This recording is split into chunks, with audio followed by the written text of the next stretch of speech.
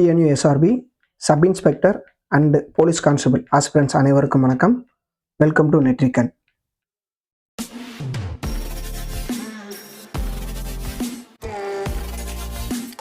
இடிப்பாறை இல்லாத ஏமரா மன்னன் கெடுப்பார் இல்லானும் கெடும் அப்படின்னு திருவள்ளுவர் சொல்லுவார். என்ன மீனிங் அப்படின்னு பார்த்தீங்கன்னா, என்னதான் பெரிய மன்னராகவே இருந்தாலும் சின்ன சின்ன குற்றங்கள் செய்யும்போது அதை இடித்து திருத்தும் ஒரு அறிவுரையாளர் வேண்டும். அவர் இல்லை அப்படின்னா அந்த மன்னர் தானாகவே கெட்டு அழிந்து விடுவார் அப்படின்னு சொல்லுவாங்க. அதே போல தான் இந்த காம்படிஷன் வேர்ல்டுலையும் நம்ம இந்த காம்படிட்டிவ் எக்ஸாமுக்கு ப்ரிப்பேர் பண்ணிட்டு இருக்கப்ப என்னதான் நல்லா படிக்கிறவங்களா இருந்தாலும் இல்லை ரொம்ப காலம் படிக்கிறவங்களா இருந்தாலும் சின்ன சின்ன மிஸ்டேக்ஸ் பண்ணிடுவோம். அதை திருத்துற ஒரு அறிவுரை கூறுற ஒரு வீடியோவாக இந்த வீடியோ இருக்குன்றது எந்தவித ஐயமும் இல்லை.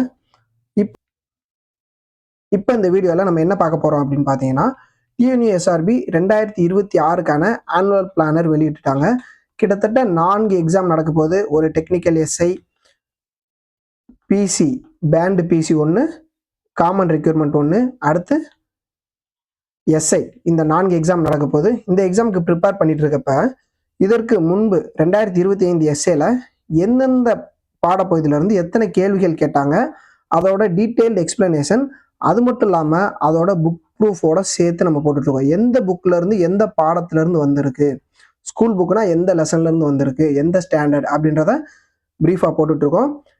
இப்போ ஃபஸ்ட்டு நம்ம ஜியாகிரஃபி அதை பார்த்துடலாம். ஜியாகிரஃபிலேருந்து 14 கேள்விகள் வந்திருக்கு. இதற்கு முன்பெல்லாம் டிஎன்யூஎஸ்ஆர்பியில் ஜியாகிரஃபி இவ்வளோ இம்பார்ட்டன்ஸ் கொடுக்க மாட்டாங்க. ஆனால் இந்த தடவை ஜியாகிரஃபி தான் அதிகமாக இம்பார்ட்டன்ஸ் கொடுத்துருக்காங்க. ஜியாகிரஃபி 14 கேள்வியா, வாய்ப்பே இல்லை அப்படின்னு நினச்சிங்கன்னா வாய்ப்பு இருந்திருக்கு. அதற்கான ப்ரூஃப் தான் இந்த அனைத்து கேள்விகளும். இது எல்லாமே 2025 சப் இன்ஸ்பெக்டர் எக்ஸாமில் அந்த கொஸ்டின்ஸ். இது எங்கேருந்து வந்திருக்கு அப்படின்றதையும் சொல்லிடுறேன். இதனோட எக்ஸ்பிளனேஷனும் கொடுத்துறேன். முதல் கேள்வி, கிளையாறு ஒரு சிற்றோடை அல்லது ஆறானது முதன்மை ஆற்றுடன் ஒன்று சேர்வது. துணையாறு முதன்மை ஆறானது அதன் கிடைப்பகுதியில் பல்கிளைகளாக பிரிந்து கடலில் கலப்பது. இது ரெண்டுமே தப்பு. இந்த கிளையாறு தான் இங்கே வரணும், துணையாறு இங்கே வரணும். இப்போ ஒரு ஆறு போயிட்டு இருக்கு.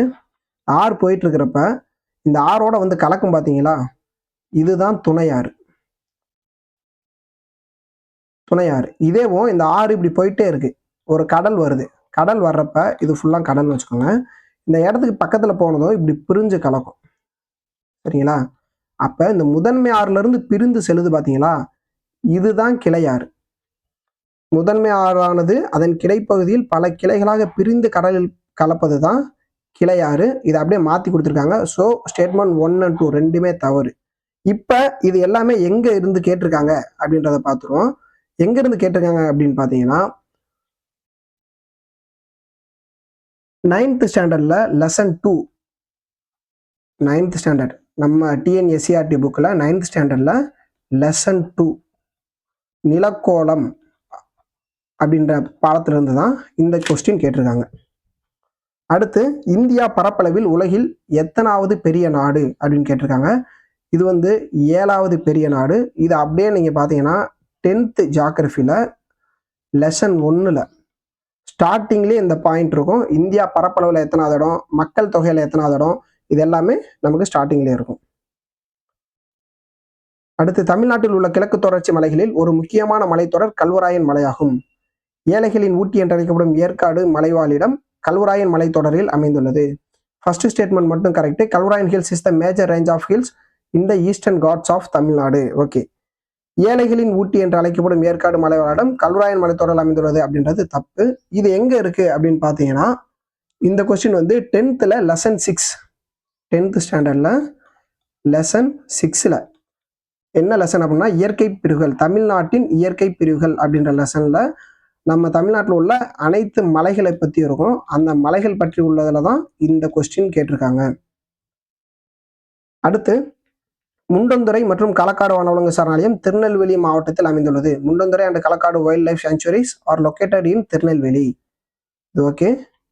அடுத்து, வெள்ளோடு பறவைகள் சரணாலயம் அரியலூர் மாவட்டத்தில் அமைந்துள்ளது. தப்பு. வெள்ளோடு அப்படின்றது ஈரோடில் இருக்கு. ஓகே. இப்போ இந்த கொஸ்டின் எங்கேருந்து எடுத்திருக்காங்க அப்படின்னு பார்த்தீங்கன்னா, இதுக்கு முன்னாடி பார்த்த அதே லெசன் தான் லெசன் 6, 10th ஸ்டாண்டர்டில் லெசன் 6 தமிழ்நாட்டின் இயற்கை பிரிவுகள், தமிழ்நாட்டின் இயற்கை பிரிவுகள் இந்த பாடத்திலிருந்து தான் கேட்டிருக்காங்க. அடுத்து, ஆஸ்திரேலியாவில் உள்ள மித வெப்பமண்டல புல்வெளிகள், இந்த புல்வெளிகளை வச்சு நிறைய தடவை கொஸ்டின்ஸ் கேட்டிருக்காங்க. எ டெம்பரேட் கிராஸ் லேண்ட், மித வெப்பமண்டல புல்வெளி in Australia is known as downs. சரிங்களா, இது ஒவ்வொரு இடத்துக்கும் என்னென்ன இருக்கு அப்படின்றது நம்ம ஸ்கூல் புக்லயே இருக்கு. இது எங்க இருக்கு அப்படின்னு பாத்தீங்கன்னா நம்மளுடைய 9th ஸ்டாண்டர்ட் புக்ல லெசன் 5ல உயிர்கோளம் அப்படின்ற பாடத்துல இருக்கு. உயிர்கோளம் அப்படின்ற பாடத்துல என்னென்ன புல்வெளிகள் எந்தெந்த ஊர்ல அல்லது எந்தெந்த கண்டத்துல இருக்கு அப்படின்றத கொடுத்திருப்பாங்க. அடுத்து அரித்தல், படிய வைத்தல், நிலத்தோற்றங்கள், இதுல தவறான இணை எது அப்படின்னு கண்டுபிடிக்க சொல்லியிருக்காங்க. பனியாறு படிய வைத்தலால் யார்டங் அப்படின்றது தான் தவறானது, மற்ற எல்லாமே சரி. இது எங்க இருந்து கேட்டிருக்காங்க அப்படின்னு பார்த்தீங்கன்னா 7th ஸ்டாண்டர்ட்ல நிலத்தோற்றங்கள் அப்படின்ற பாடத்திலிருந்து தான் அந்த பனியாறு, ஆறு இதெல்லாமே படிய வைத்தலால் என்ன நடக்கும் அப்படின்றது கேட்டிருப்பாங்க. இதே மாதிரி 9th ஸ்டாண்டர்ட்லையும் லெசன் 2 நிலத்தோற்றங்கள், அதுவும் இந்த கொஸ்டினை பத்தி எக்ஸ்பிளைன் பண்ணும். அடுத்து கடக ரேகைக்கும் மகர ரேகைக்கும் இடைப்பட்ட பகுதி, the region lying between the Tropic of Cancer and the Tropic of Capricorn is, இது என்ன சொல்றாங்க அப்படின்னா வெப்பமண்டல பகுதி, டாரிட் ஜோன் அப்படின்னு சொல்றாங்க. இது எங்க இருந்து கேட்டிருக்காங்க அப்படின்னா 6th ஸ்டாண்டர்ட்ல புவி மாதிரி அப்படின்ற ஒரு பாடம் இருக்கு. புவி மாதிரி, இந்த பாடத்துல இருந்து தான் இந்த கொஸ்டின் கேட்டிருக்காங்க. இப்ப இந்த மாதிரி இருக்கு, புவியோட அமைப்பு இருக்கு, இது பூமத்திய ரேகை அப்படின்னா இந்த கடக ரேகை மகர ரேகை, இந்த இடத்துல என்ன வரும், இந்த இடத்துல என்ன ரீஜன், இது வெப்பமண்டலமா மித வெப்பமண்டலமா, அந்த மாதிரி ஒவ்வொன்றுக்கும் எக்ஸ்பிளனேஷன் இருக்கும், இந்த பாடத்துல கேட்டிருக்காங்க. அடுத்து Rameswaram, Varanasi, Saint Francis Xavier தேவாலயம், அமிர்தசரஸ், இந்த பக்கம் கோவா, தமிழ்நாடு, உத்தரப்பிரதேஷ், பஞ்சாப். நம்ம பார்த்ததும் அடிச்சிடலாம். ராமேஸ்வரம் அப்படின்னா தமிழ்நாடு, ஆப்ஷன் பி ஃபர்ஸ்ட்டுக்கு, அப்போ இதுதான் ஆன்சர் அப்படின்னு ஈஸியாக அடிச்சிடலாம். வாரணாசி அப்படின்னா உத்தரப்பிரதேஷ், சென்ட் பிரான்சிஸ் தேவாலயம் அப்படின்னா கோவா, அதுக்கடுத்து அமிர்தசரஸ் பொற்கோவில் இருக்கும் பஞ்சாப். இது எங்கேருந்து கேட்டிருக்காங்க அப்படின்னு பார்த்தீங்கன்னா நம்மளுடைய 7th ஸ்டாண்டர்ட் டிஎன்எஸ்சிஆர்டி புக்கில் 7th ஸ்டாண்டர்டில் சுற்றுலா அப்படின்னு ஒரு புக் இருக்கு. அந்த சுற்றுலான்ற பாடம் இருக்கு. அந்த சுற்றுலான்ற பாடத்துல சமய வழிபாட்டு தலங்கள் அப்படின்ற டாபிக்ல இந்த எல்லா பிளேஸுமே இருக்கு. அடுத்து தவறான இணையை கண்டீர்கள். சிவப்பு தரவு புத்தகம்னா நம்ம பாதுகாக்கப்பட வேண்டிய உயிரினங்களை பத்தி சொல்லும், இது சரிதான். ஏமன் பட்டாம்பூச்சி எந்த பகுதியில் காணப்படுதுன்னா மேற்கு தொடர்ச்சி மலையில காணப்படுது, இதுவும் சரிதான். அழியும் தருவாயில் உள்ள தாவரம் ராஃபல்சியா அப்படின்றதும் சரிதான். அழியும் தருவாயில் உள்ள விலங்கு டைனோசர் அப்படின்ற தவறு. இது அழியும் தருவாயில் இல்ல, அழிந்து விட்ட விலங்கு. ஸோ இது மட்டும் தவறு, இது நம்ம ஈஸியாகவே போடலாம். இது வந்து ஸ்கூல் புக்ல ஒவ்வொரு இடத்துல இருந்து கேட்டிருக்காங்க. இது மேக்சிமம் ஜிஎஸ் உள்ள இருந்து தான் கேட்டிருக்காங்க. ஓகே, நெக்ஸ்ட் உலகில் முதலாக புவி மாதிரியை உருவாக்கியவர்கள் யார் அப்படின்னா கிரேக்கர்கள். அப்படியே இது ஸ்கூல் புக்ல இருக்கு. எந்த இடத்துல அப்படின்னா 6th ஸ்டாண்டர்ட், ஏற்கனவே நம்ம பார்த்தோம். 6th ஸ்டாண்டர்ட்ல புவி மாதிரி அப்படின்ற பாடத்துல ஸ்டார்டிங்லேயே இந்த பாயிண்ட் வந்துடும். முதலில் புவி மாதிரியை உருவாக்கியவர்கள் கிரேக்கர்கள். அடுத்து கார்பன் கிரெடிட் என்னும் கருத்தாக்கம் எதில் முன்வைக்கப்பட்டது, எந்த உடன்படிக்கையில் முன்வைக்கப்பட்டதுன்னா கியோட்டோ உடன்படிக்கை.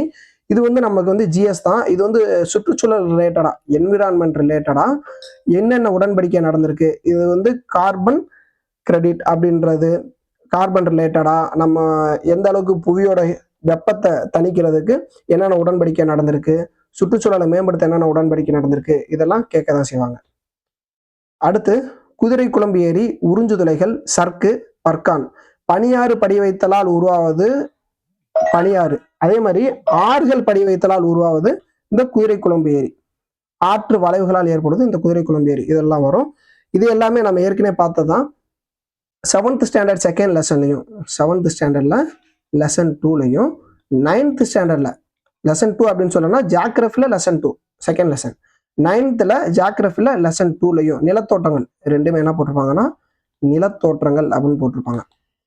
இந்த பாடத்துல இருந்து தான் இந்த கொஸ்டின் கேட்டிருக்காங்க. மேக்சிமம் பார்த்தீங்கன்னா இப்போ நம்ம பார்த்ததுல ஒரு 2 கொஸ்டின் மட்டும் தான் ஜிஎஸ், மற்ற எல்லாமே வந்து நமக்கு ஸ்கூல் புக்ல இருந்து தான் கேட்டிருக்காங்க. அடுத்து தவறான இணையை கண்டறி.